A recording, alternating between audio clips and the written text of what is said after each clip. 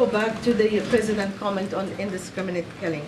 Correct me if I'm wrong, John, but you seems to give the Israelis more of a benefit of the doubt than your own president. You said that the Israelis acting upon your advice. Can you give me an example of exactly where they acted upon your advice in terms of casualties? Civilian casualties are mounting. The attack on the south is just equally as bad as the attack in the north. So I'm happy to repeat it.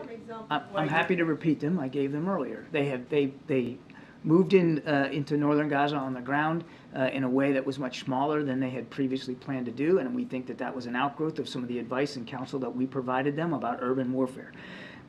They have reduced the number of airstrikes that they're conducting right now as they pursue Hamas terrorists in the south. They have published online maps of places where people can go or not to go. That's basically telegraphing your punches. And there's very few modern militaries in the world that would do that. I don't know that we would do that, to put a map out there and say, hey, here's where you can go where it's safe, and here's where you shouldn't go because we might be striking there.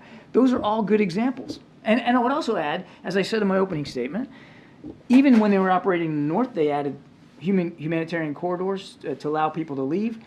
They are now talking about additional corridors in the south, as well as the possibility of more daily humanitarian pauses in the fighting so that people can get access to assistance. So you mentioned the casualty numbers is the same. So how could it be translated as all these measures has reduced the number of civilian casualties? Your question was, give me some examples, so I gave you some examples. I think you heard from the president, we're still concerned that there remains civilian casualties happening every day. We're still obviously concerned about that. And as I've said so many times before, the right number is 0. We don't want to see anybody hurt. We don't want to see anybody, any innocent life taken or wounded by this conflict. Thank you just so much. Quickly, can I just ask this question, please? Just quickly. You said the phrase "from the river to the sea" has been so controversial in the U.S. Today, the son of the Prime Minister, Netanyahu's son, put it on his social media, "from the river to the sea." How can you explain that? And he said, this is the Israeli flag, from the river to the sea. So would you condemn You're what he's asking me writing? to speak for the Prime Minister's son. I'm not going to do that. I'm not going to do that.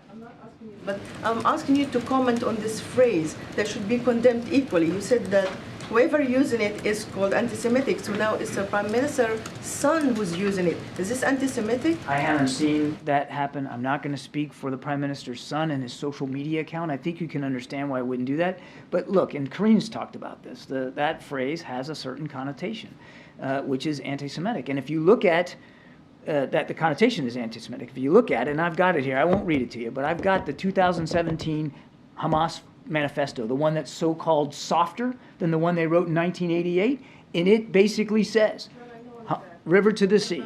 Yes, I know all of that. I'm just talking about the Prime Minister. We're running out.